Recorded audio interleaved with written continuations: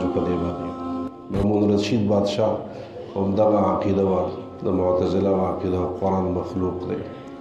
هغه بغداد گورنر اسحاق ابن ابراهیم ته ولیکل چې ستا په علاقه کې ډېر عالمان داري هغوی وایي چې قرآن مخلوق نه دی او بلکې دا د الله کلام او صفت دی او قدیم دی، لہذا دغه چې کوم دی علماو ته سزا ورکړه. هغه خط هغه علماو ته وښود، علماو راجمع شو او د هغې جواب یې ولیکه.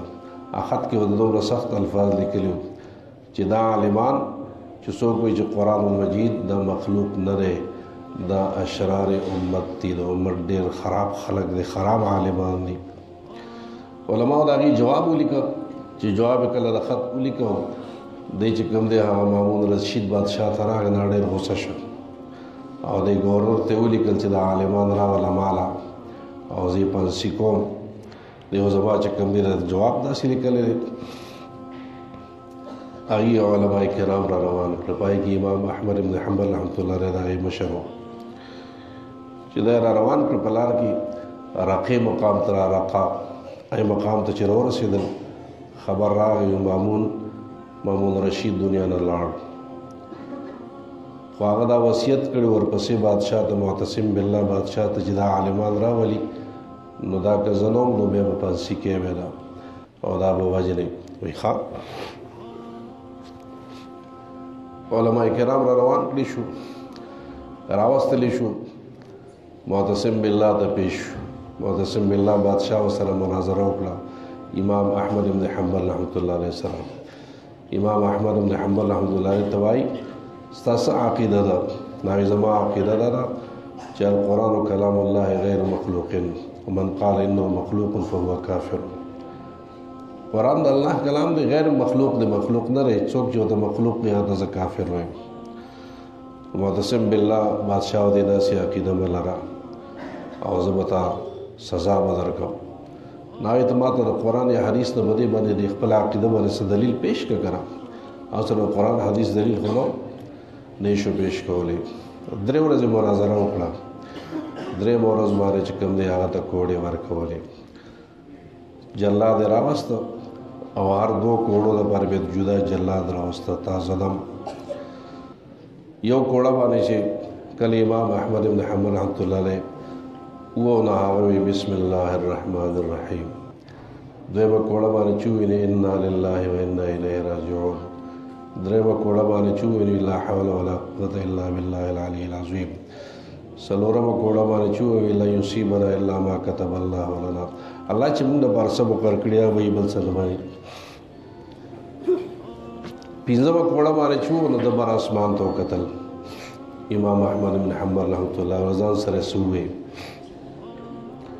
آتیش کوړې بیا پوره کړې او آتیش میاشتې لري په جیل کې. جیل نه چې کله آزاد شو نو شاګردانو یې تپوس وکړو چې دا 5مه کوړه باندې تا بر اسمان ته وکتل داسې اذان سره دې څه ووایي. نو یا وایي چې کله 5مه کوړه باندې زه ووالم زما دا پرتوغاښ وشلېده او دا پرتوګ مې ښکته را روان شو.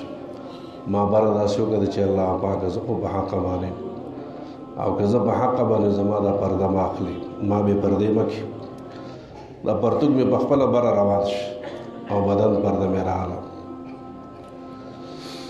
چا ورته وایي چې دا خو دومره خطرناکې کوړي لکه امام بخاري ویلي چې دومره خطرناک وهل هغه کول که په دې باندې چې کوم دی هاتي والي و هاتي رمباړې به والې دومره خطرناک کوړې ته د والې کېدې او تا خو غږ نه کوو، تا خو ویش قدرې هم نه کوو. امام بخاري ورته وایي چې ما ته حوصله د یو غل د لاسه میلاو شو. غل یو غل هغه جیل نه چې کوم دی واپس تلو، زه جیل ته راوستلی شوم. نو غل ما ته ووایي چې زه 100 ځله په غلا کې نیولی شوی یم او ډېرې سزاګانې راکړي خو ما چرته هم د غلا اقرار نه دی کړی. ته یو دیني مسلې دپاره چې کوم دی ګرفتار شوې، ته ګورې د خپلې خبرې نه واپس نه شي اگر که څومره دې ووایي.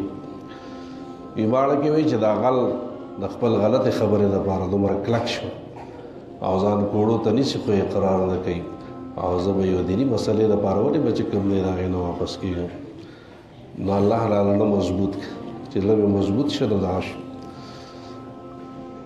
امام شافعي رحمت الله علیه د امام احمد ابن حنبل رحمت الله علیه استاد دی چې کله ته دا خبره پته ولګي چې دومره قرباني ورکړې ده سړی پسې راولېږه وایي ما له کمیس راکړه چې کوم کمیس کې تا د کوړې درکړې شوي دي زه خپل کفن جوړ کړم او کفن کې کېدم خپل کفن کې بیا کمیس کېښود چې کله دی وفات شي امام احمد ابن حنبل رحمت الله چې خوب کې ولیده وی الله د سره څه وکړه وی الله نه سره دا وکړه چې ما ته چې ای امام احمد ابن حنبل تا خو زما د دین دپاره ډېره سخته برداشت کړه خو زه دا پردې هټاوم او تا د خپل دیدار نه مشرف کوم او خپل دیدار تاله در کوم او خپل ملاقات تاله در کوم 236 کاله بعد کله چې هغه دفن شو 236 کاله بعد یو عالم وفات شوی دی او د هغه د قبر خوا کې ولا قبر کړي اته بیا داسې چې کوم دی راوړی دی